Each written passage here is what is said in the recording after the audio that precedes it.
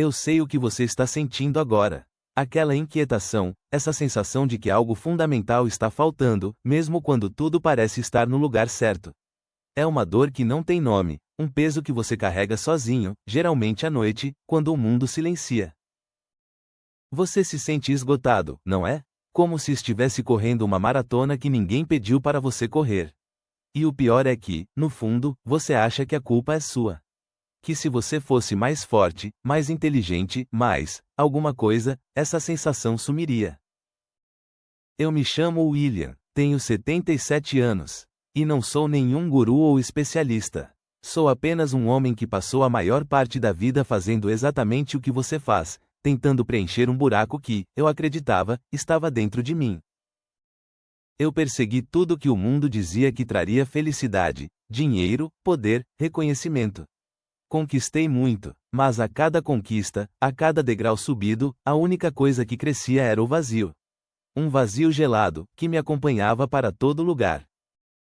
Eu só percebi o que realmente estava acontecendo quando já era tarde. Ou, pelo menos, eu achava que era tarde. Você, que está me ouvindo, talvez esteja em um momento parecido, ou talvez esteja prestes a chegar nele. Nós, homens, somos mestres em construir castelos de sucesso e esconder o deserto que existe dentro. Nós aprendemos a medir nosso valor pelo que fazemos, pelo que temos, pelo que os outros pensam de nós. E fazemos isso porque, lá atrás, em algum momento da infância, alguém nos ensinou que nosso amor e nossa atenção eram condicionais. Que precisávamos merecer ser vistos, ser ouvidos, ser amados.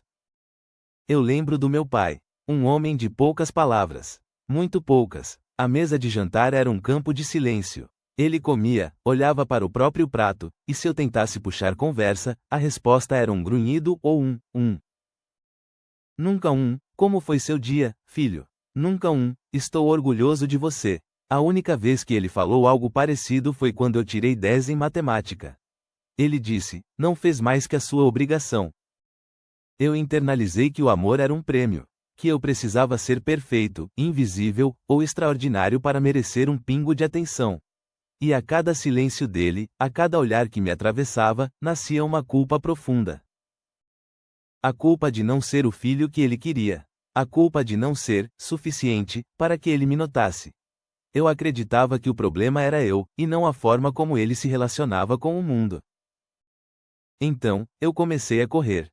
Corri para ser o melhor aluno, o melhor profissional, o homem com mais dinheiro.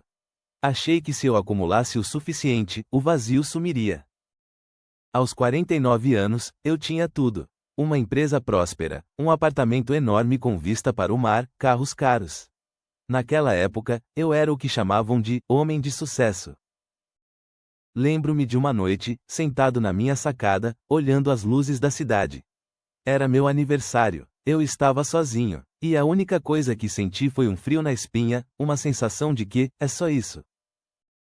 O sucesso não preencheu nada. Aquele vazio que meu pai havia plantado, ele estava lá, maior do que nunca, rindo da minha cara. Eu tinha construído uma vida inteira em cima de uma mentira. E esse padrão não ficou só na carreira. Se repetiu nos meus casamentos. Eu me casei 2 vezes, buscando uma conexão, um amor que me validasse. Mas eu não sabia como dar, nem como receber. Meus filhos, eu os amava, claro. Mas reproduzi, sem querer, o mesmo distanciamento. Eu trabalhava demais, para dar o melhor a eles, mas o que eu dava era ausência. A mesma moeda que meu pai me pagou. Era como se eu estivesse preso em uma dança que não sabia mudar. Eu queria me conectar, mas tinha medo de ser rejeitado, de não ser o suficiente. Então, eu mantinha uma distância segura. Tenho um amigo, o Carlos. Ele tem 65 anos e ainda está nessa corrida. Compra carros novos a cada ano, reforma a casa a cada 2. Sempre buscando o próximo, grande negócio. Ele ainda está tentando provar algo. Por outro lado, conheço o Zé. Ele era um homem que também buscou muito. Mas um dia, aos 55, ele simplesmente parou. Vendeu a empresa, mudou-se para uma casa menor no interior. Ele encontrou a paz. O Zé me disse uma vez, William, a liberdade não é ter tudo o que você quer. É não precisar de nada que você não tem. Aquilo me atingiu como um raio. Suficiência não é uma conta bancária gorda ou um cargo de prestígio. Suficiência é a quietude que você encontra dentro de si, quando não está mais lutando para ser aprovado por fantasmas do passado. É a capacidade de estar presente, de sentir a brisa no rosto, de ouvir a risada de um neto, sem que sua mente esteja correndo para a próxima tarefa ou a próxima validação. A verdade é que a solução externa nunca funcionou porque o problema nunca esteve lá fora. O problema era a voz que você ouviu na infância, que te disse que você não era bom o suficiente. Essa voz se tornou sua própria voz, te empurrando para buscar mais, fazer mais, ter mais, na esperança de finalmente calá-la. Mas ela só se cala quando você decide parar de ouvir. É por isso que você ainda sente esse vazio, essa vergonha velada. Você está tentando curar uma ferida interna com curativos externos. E isso nunca vai funcionar. Seu pai não te deu o que você precisava.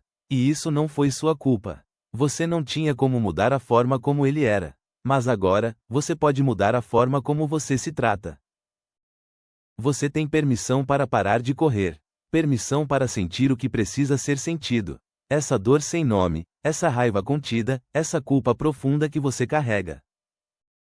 Olhe para dentro. Sinta. Não tente consertar. Apenas observe. O que vem à tona.